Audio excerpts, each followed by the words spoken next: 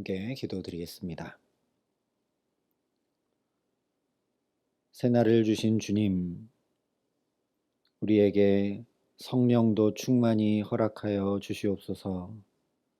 주의 영에 사로잡힌 바 되어 우리의 근심과 불안과 초조와 염려가 주의 놀라운 평강으로 바뀌게 하시고, 우리의 거칠고 상하고 악과 독이 가득한 마음이 순종하는 마음, 복된 마음, 온유한 마음으로 변화되어 오늘을 주와 동행하며 살아감에 부족함 없도록 이 시간 우리에게 말씀하여 주시고 역사하여 주시옵소서. 예수님 이름으로 기도합니다. 아멘. 오늘 우리에게 주시는 하나님 말씀은 신명기 4장 9절부터 14절까지 말씀입니다. 신명기 4장 9절부터 14절까지 말씀입니다. 신명기 4장 9절부터 14절까지 말씀을 제가 봉독해 드리겠습니다. 하나님의 말씀입니다. 오직 너는 스스로 삼가며 내 마음을 힘써 지키라. 그리하여 내가 눈으로 본 그 일을 잊어버리지 말라. 내가 생존하는 날 동안에 그 일들이 내 마음에서 떠나지 않도록 조심하라. 너는 그 일들을 내 아들들과 내 손자들에게 알게 하라. 내가 호렙산에서 내 하나님 여호와 앞에 섰던 날에 여호와께서 내게 이르시기를 나에게 백성을 모으라.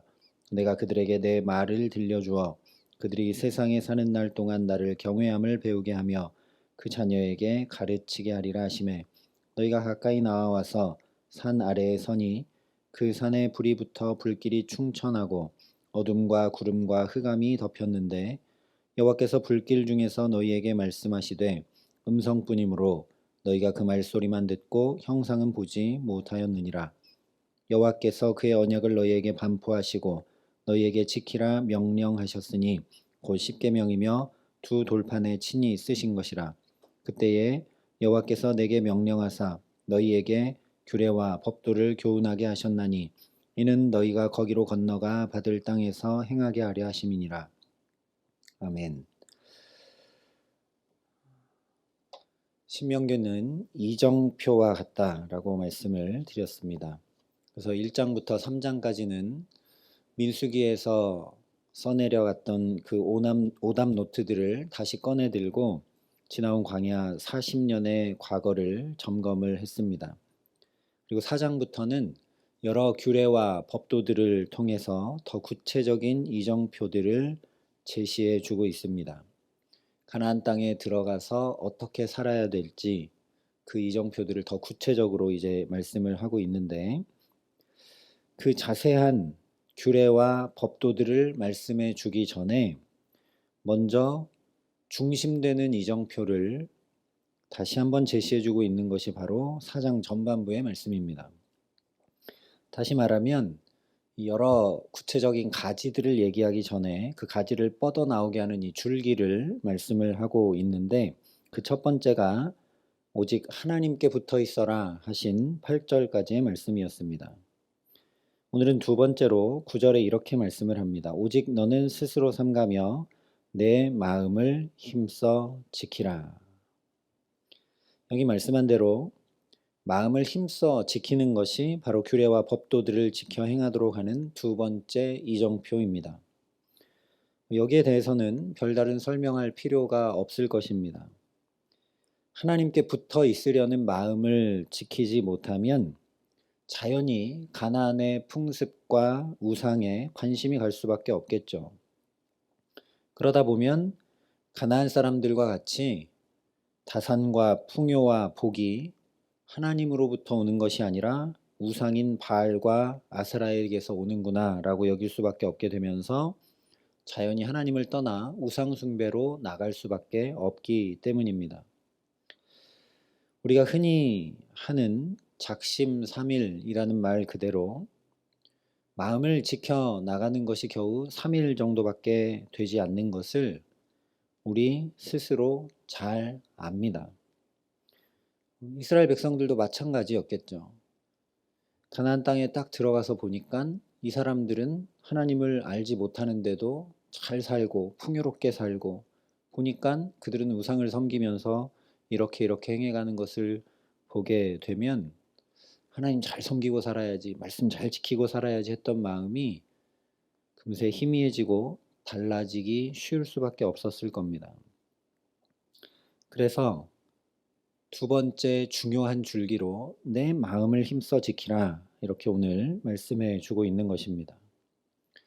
성경에도 마음을 지키는 것에 대해서 여러 가지로 말씀을 해 줍니다. 우리가 잘 아는 말씀 중에 하나가 내 마음을 지키라, 생명의 근원이 이에서 남이니라 하는 말씀이죠. 우리가 마음을 지키는 데서 생명이 나는데 우리가 마음을 잘 지켜내지 못할 때가 많습니다. 근심으로 염려로 요동칠 때가 많고, 또 깨끗하고 순결한 마음이 아니라 더럽고 추악한 마음이 들 때가 참 많기 때문입니다.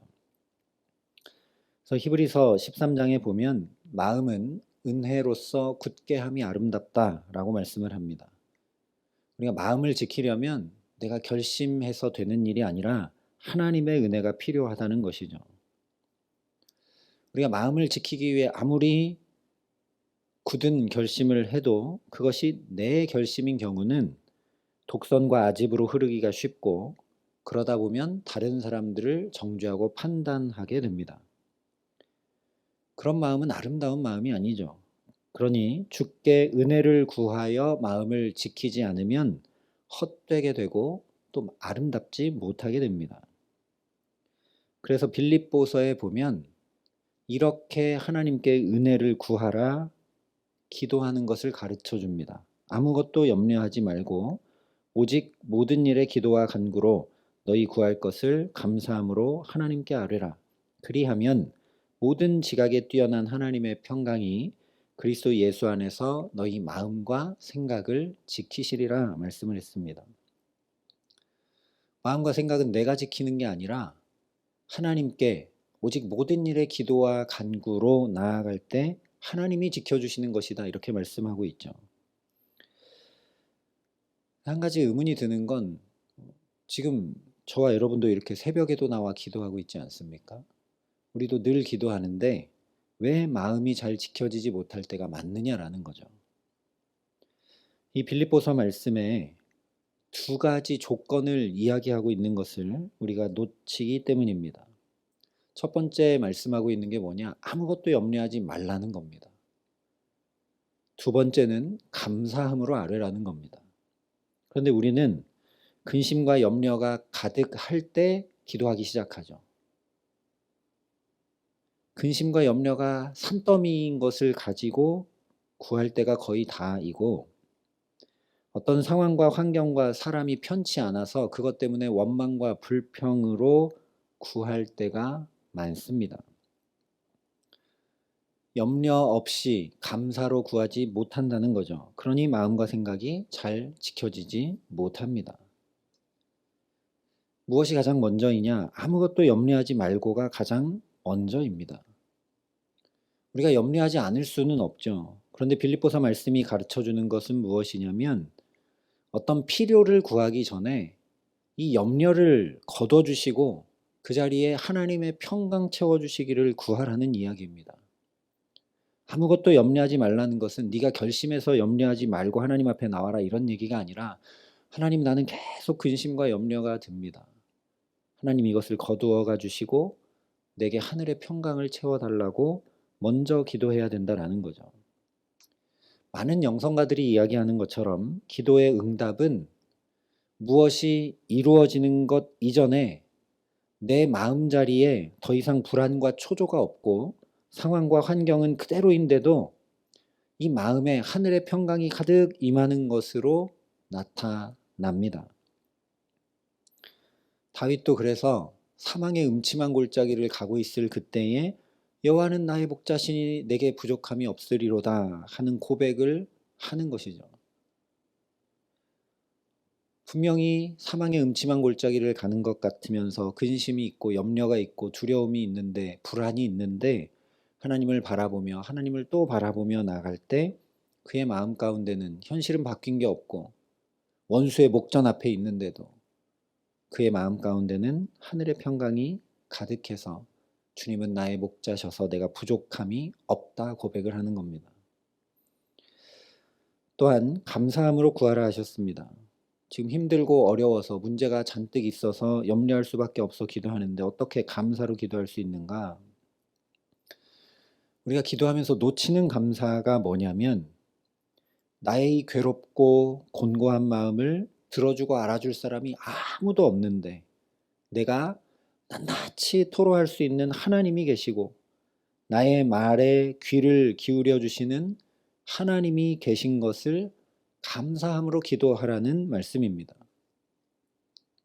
성경에 보면 너희 귀를 만드신 하나님이 듣지 아니하시겠느냐 이런 말씀이 있습니다.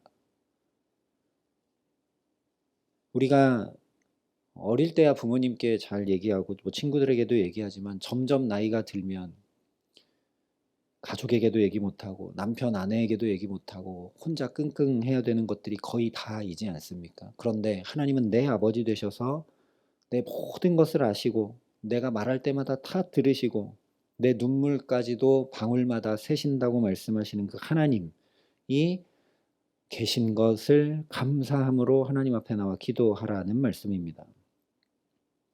그래서 예수님도 이렇게 말씀해 주셨죠. 오늘 있다가 내일 아궁이에 던져지는 들풀도 하나님이 이렇게 입히시거든 하물며 너희일까 보냐 믿음이 작은 자들아 그러므로 염려하여 이르기를 무엇을 먹을까 무엇을 마실까 무엇을 입을까 하지 말라 이는 다 이방인들이 구하는 것이라 너희 하늘 아버지께서 이 모든 것이 너희에게 있어야 할 줄을 아시느니라.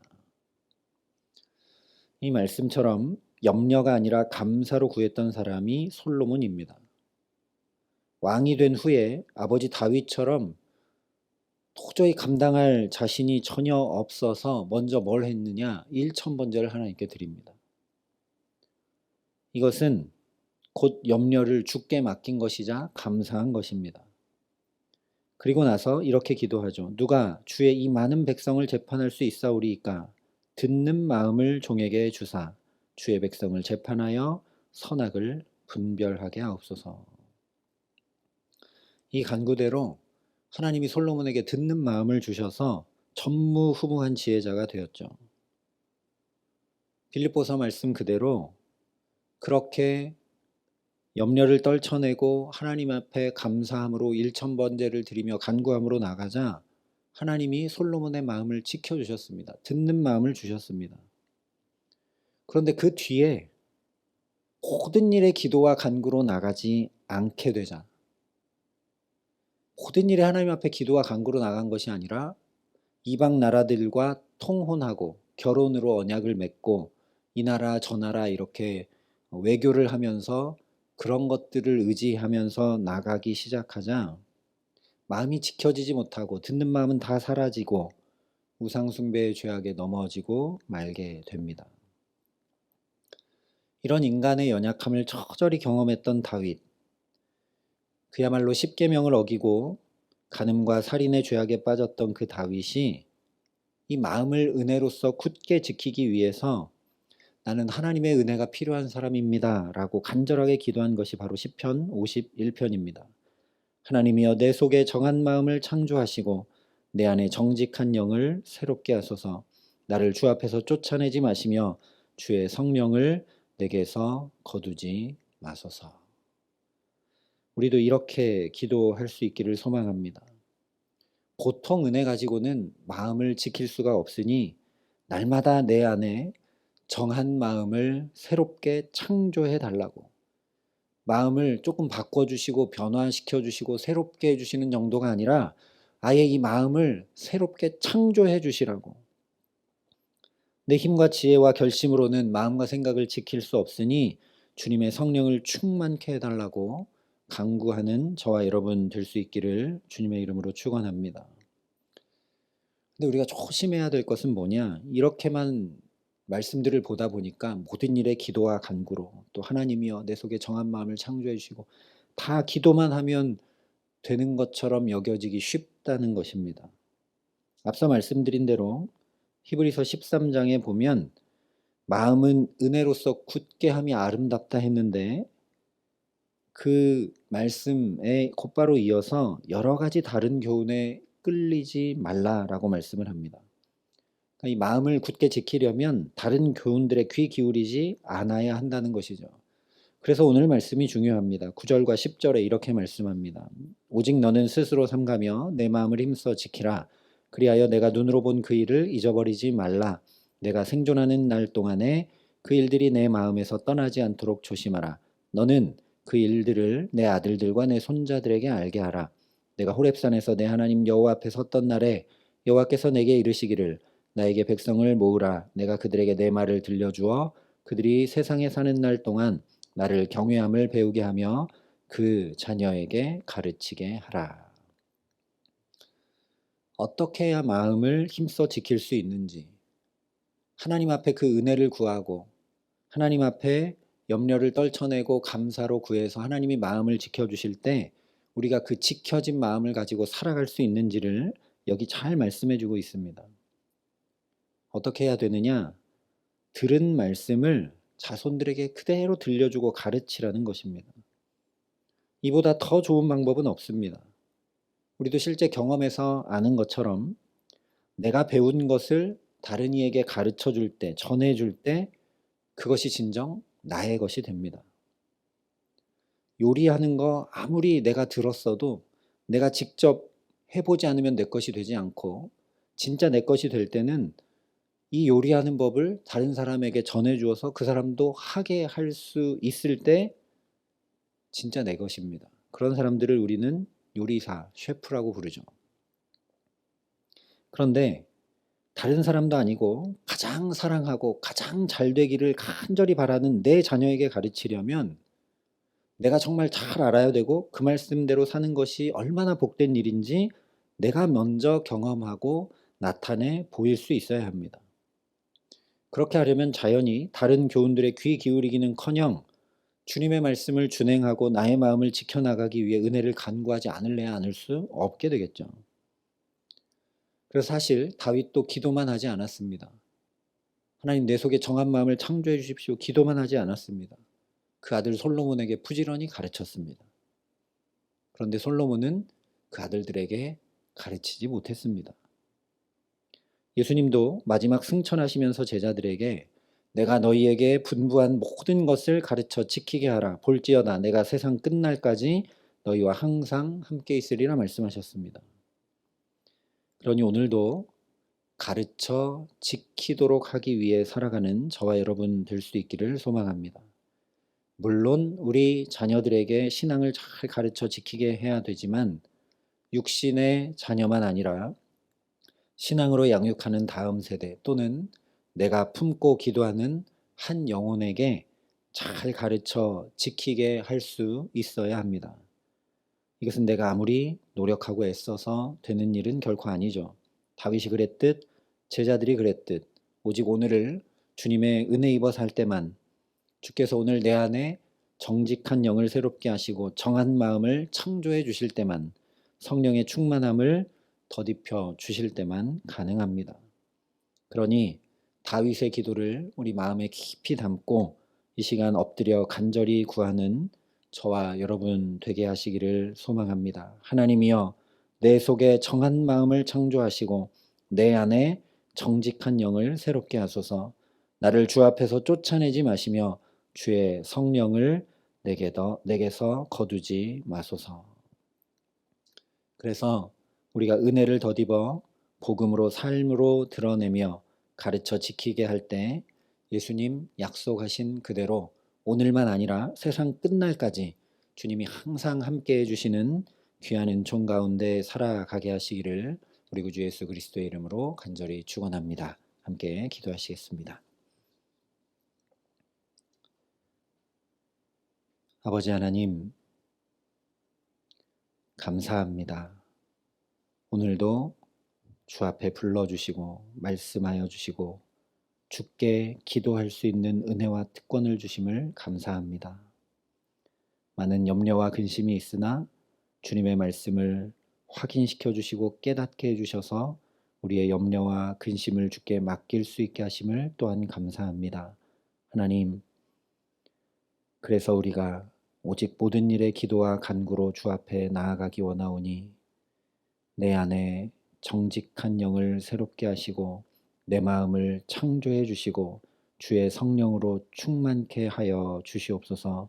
그래서 오늘도 마음과 생각을 지키고 주께서 주신 말씀을, 그 복음을 먼저 나에게 가르쳐 지키게 하고 자녀에게 가르쳐 지키게 하고 만나는 이들에게 가르쳐 지키게 하고 주님의 말씀을 따라 나아갈 때 약속하신 그대로 세상 끝날까지 주님이 나와 함께 해주시는 놀라운 은혜 가운데 걸음걸음마다 살아감에 부족함 없도록 이 시간 우리에게 기도의 영을 부으시고 함께하여 주시옵소서. 이제는 친히 우리의 구원이 되신 우리 구주 예수 그리스도의 은혜와 그 독생자 예수 그리스도를 아낌없이 내어주신 아버지 하나님의 놀라우신 사랑하심과 우리의 연약함을 돌보시고 기도를 가르치시고 마음과 생각을 지켜주시는 성령 하나님의 교통하시고 역사하심이 여기 머리 숙여 우리의 마음을 새롭게 창조해 주시기를 간절히 구하며 주 앞에 은혜를 구하며 엎드리는 여기 모인 모든 주의 성도들과 사랑의 빛교회 모든 교우들과 이 나라의 민족과 이 귀한 복음을 오늘도 세계 만방에 전하시는 선교사님들 가운데 이제로부터 영원토록 함께 하시기를 간절히 축원하옵나이다. 아멘.